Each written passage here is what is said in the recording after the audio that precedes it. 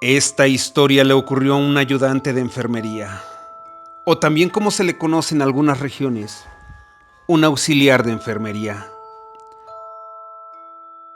Esta es una persona de la que quiero hablar en estos momentos, pero sin mencionar su nombre.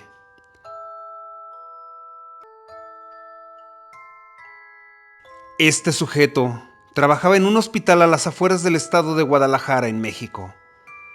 Un hospital con especialidad psiquiátrica. Cabe mencionar que en aquellos años, el apoyo económico a este tipo de entidades médicas se vio reducido por fuertes devaluaciones económicas, afectando por ende el bienestar tanto de los pacientes como de las instalaciones donde debía de trabajar todo el personal médico y administrativo.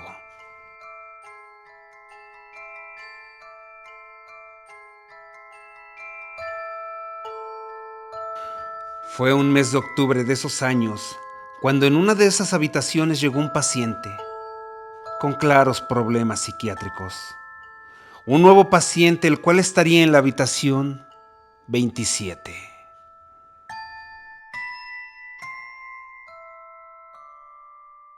Este hombre de aspecto pálido y un poco cadavérico no emitía ni un solo sonido. Su mirada era fija, al vacío. Denotaba su mente perdida en una enfermedad mental.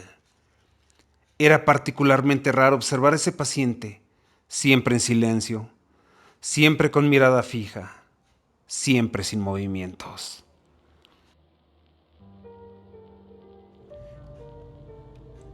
Aquel enfermero del que había hablado, en una de sus rondas rutinarias, donde tenía que alimentar a algunos pacientes evitando el uso de la sonda, llegó a donde el 27.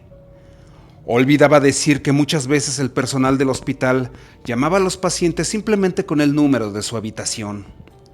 Era común escuchar: el 14 se ensució, el 30 necesita un cambio en su medicación, necesito revisar al 13, el 20 murió. Nombrar así a los pacientes era tan común como obligarlos a comer cuando no querían tomar sus alimentos. Cuando el enfermero abrió la puerta y se encontró con el 27 sentado en su acolchada habitación, una sensación invadió de frío el lugar. El 27 no se movía, estaba inmóvil, se quedó quieto en el centro de la habitación como siempre. El enfermero comenzó con la limpieza general del paciente. Debía tener cuidado, a veces los enfermos tendían a ser agresivos o morder. Mientras revisaba la piel de aquel hombre, hubo un hecho impactante. Los brazos del 27 estaban frenéticamente adornados por moretones carmesí en grupos uniformes. Manchas en todo su brazo recorrían su cuerpo hasta su espalda. Durante las siguientes semanas se intentó descubrir de dónde salían los moretones del 27. Hasta se pensó que podía habérselos hecho él mismo, pero jamás se descubrió el momento en que podía hacérselos. En un hospital tan grande siempre hubo rumores acerca de los pacientes y los rumores sobre el 27 no se hicieron esperar.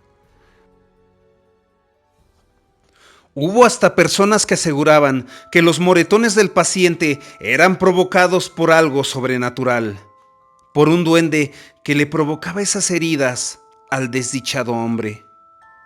Solo eran rumores, rumores y nada más.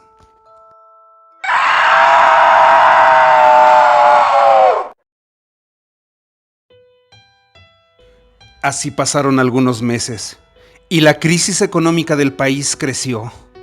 Por lo tanto, ese problema se vio reflejado en el ya muy castigado sistema de salud pública. Y es entonces cuando el desinterés de la mayoría de los trabajadores médicos y administrativos relució con mayor fuerza.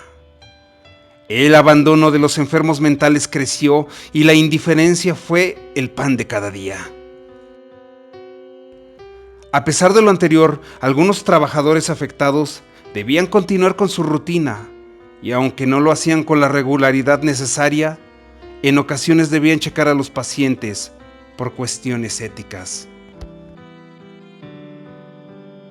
Una de aquellas personas que se tuvieron que mantener en el trabajo, a pesar del desagrado por él, fue el auxiliar de enfermería del que ya les he hablado.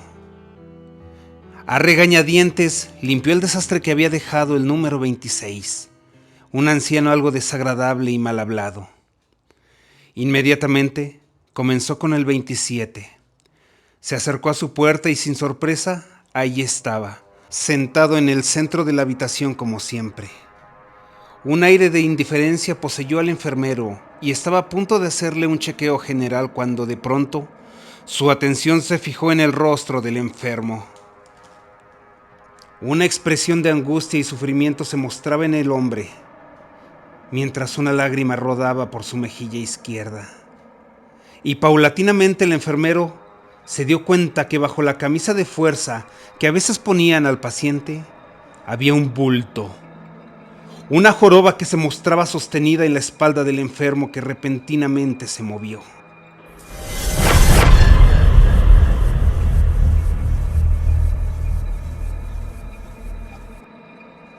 El corazón del auxiliar comenzó a latir muy rápido y fuerte.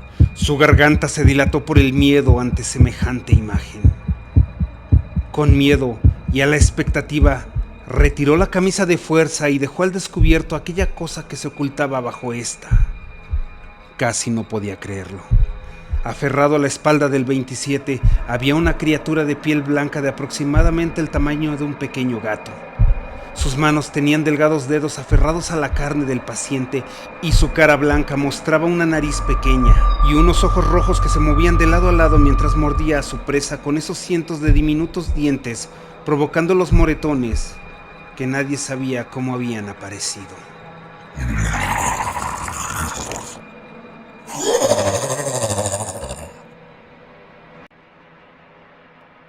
Cuando aquel parásito volvió su rostro para mirar a quien lo estaba molestando, el enfermero giró con terror y al intentar salir chocó con la puerta de la habitación. Chocó tan fuerte que perdió el conocimiento tras una cortina de oscuridad. Al volver en sí, el 27 continuaba sentado en el centro y al buscar a la criatura, había desaparecido. Por un momento le pareció haberla visto, pero también parecía algo de su imaginación. Mientras se ponía de pie recobrando la conciencia, notó una línea de sangre brotando de su nariz.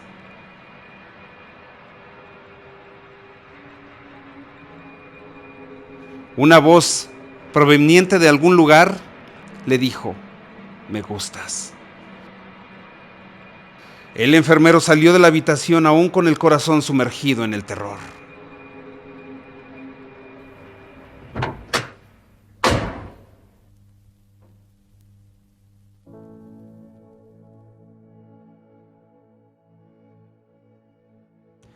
Han pasado varios años desde ese incidente y el hospital empeoró. ¿Se redujo el personal o por su propia cuenta cambiaron de trabajo? Aquel enfermero continuó su vida y recordaba ese día que tuvo la desgracia de ver que era la tortura del 27.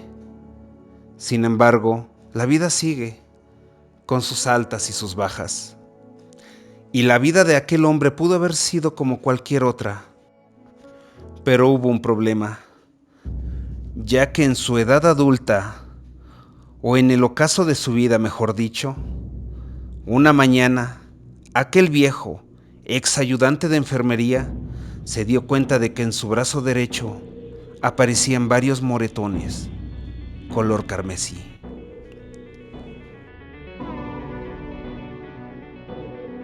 Si el video te gustó, dale like y comparte y recuerda, yo soy el ojo vigilante de Yoskar. Buenas noches.